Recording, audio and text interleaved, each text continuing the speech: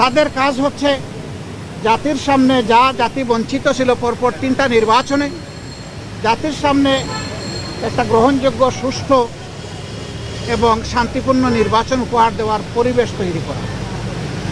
এই জন্য কিছু মৌলিক বিষয়ে তাদেরকে সংস্কার করতেই হবে।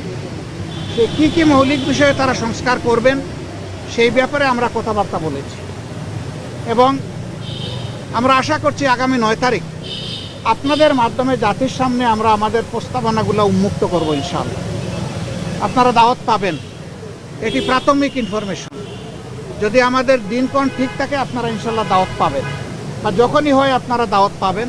আমরা অবিলম্বে আমাদের চিন্তা জাতির সামনে তুলে ধরব যে কী সংস্কার এই মুহূর্তে প্রয়োজন, কী সংস্কার পরবর্তী পর্যায়ে আমাদের লাগবে, সেই জিনিসগুলো আমরা জাতির সামনে তুলে ধরব। এর পাশাপাশি দেশের চলমান আইন শৃঙ্খলা পরিস্থিতি নিয়ে এখানে কথা হয়েছে এবং এই ক্ষেত্রে জনগণ আর বর্তমান সরকার একসাথে কিভাবে পারস্পরিক সহযোগিতার মাধ্যমে আইন শৃঙ্খলা পরিস্থিতির আরও উন্নয়ন সাধন করতে পারে এবং সকল ধরনের ষড়যন্ত্রের বিরুদ্ধে জাতিকে ঐক্যবদ্ধ রাখতে পারে, সেই বিষয়গুলো নিয়ে আমাদের এখানে কথাবার্তা হয়েছে।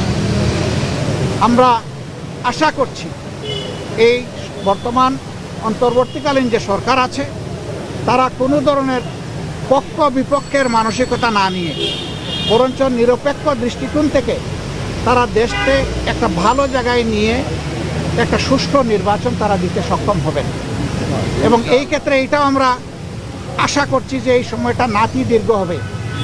আমরা শুরু থেকে বলে আসছিলাম সংস্কারের জন্য সরকারকে আমরা যৌক্তিক সময় দিতে চাই। সেই যৌক্তিক সময়টা কি হবে এটা নিয়ে অচিরেই আমরা কাজ করব এবং সেটাও আপনাদের সামনে ইনশাল্লাহ চলে আসবে। আমরা আশা করছি খুব দেরি হবে না। আমরা এইভাবে সামনের দিকে আগাতে চাই। আপনাদের মাধ্যমে আমাদের অনুরোধ জাতির এই প্রত্যাশাকে ফুটিয়ে তোলার জন্য এবং আগামী দিনে একটি বৈষম্যহীন বাংলাদেশ গঠন করার জন্য যেখানে ইনসাফ ভিত্তিক সমাজ প্রতিষ্ঠিত হবে এবং কারো উপর কোনো ধরনের জুলুম দল কিংবা ধর্মের কারণে হবে না, এমন একটা দেশ ঐক্যবদ্ধ জাতি গঠনে আপনারাও আমাদেরকে এই কাজে সহযোগিতা করবেন, দেশবাসীকে সহযোগিতা করবেন। আপনাদের সকলকে ধন্যবাদ। হ্যাঁ, এখানে একটা প্রশ্ন এসেছিল আসন্ন দুর্গাপূজায় আইন শৃঙ্খলা পরিস্থিতি সুন্দর রাখার জন্য করণীয় কি। আমরা সেগুলো আলোচনা করেছি। আমরা বলেছি সরকারের সাথে জনগণের পার্টনারশিপ লাগবে, সরকারের সাথে জনগণের সম্পৃক্ততা প্রয়োজন হবে। এই সরকার এবং জনগণ মিলে আইন শৃঙ্খলা বাহিনী এবং জনগণ যদি একসাথে কাজ করে আমরা আশা করছি একটা অভূতপূর্ব দুর্গাপূজা আমাদের হিন্দু ধর্মের ভাই বোনেরা তারা উদযাপন করতে সক্ষম হবে।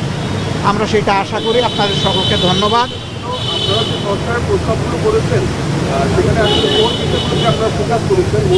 সেই কথাটাই বলছিলাম যে বাধা ঝাঁপির মূল্য 1 লক্ষ টাকা, খুলে দিলে দাম কমে যায়।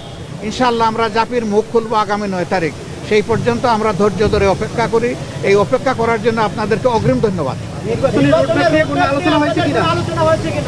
সেটাও বলেছি যে সংস্কারের টাইমলাইন কী হবে। আমরা 2টা রোডম্যাপ চেয়েছি, আপনারা জানেন, আপনাদের মাধ্যমেই চেয়েছি, দেশবাসীর কাছে জানিয়েছি, আমরা সরকারকেও জানিয়েছি।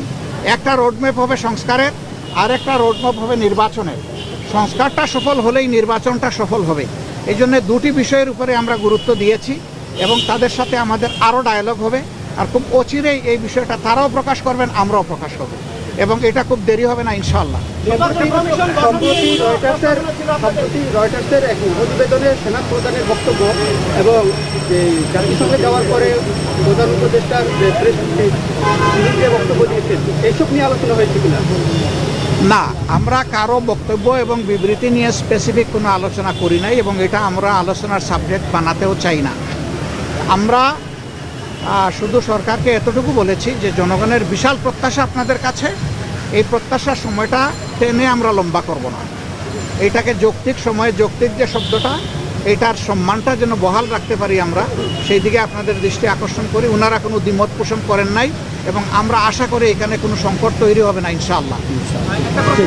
আমরা শুনতে পেয়েছি যে সংস্কারের যে কমিশনগুলো হয়েছে কমিশনের কয়েকজন সদস্যদের নিয়ে আপনাদের আপত্তি বা রিজার্ভেশন আছে, এটা কি সত্যি? আমাদের আপত্তি বা রিজার্ভেশনের বড় কথা না। সংশ্লিষ্ট মহল থেকে কেউ যদি কনসার্ন উত্থাপন করে, এটা তাদের ব্যাপার। আমরা দলগতভাবে কোনো কনসার্ন উত্থাপন করি না। Thank you very much. ভালো থাকেন। প্রশ্নোত্তরে আমরা সংস্কারকেই 1 নম্বরে গুরুত্ব দিই। প্রশ্নোত্তরের এই পর্বটা এত মজাদার যে টাঙ্গাইলের আপনার চমচমের চাইতে আরও মজাদার। তো আগামীর জন্য থেকে গেল। আসসালামু আলাইকুম।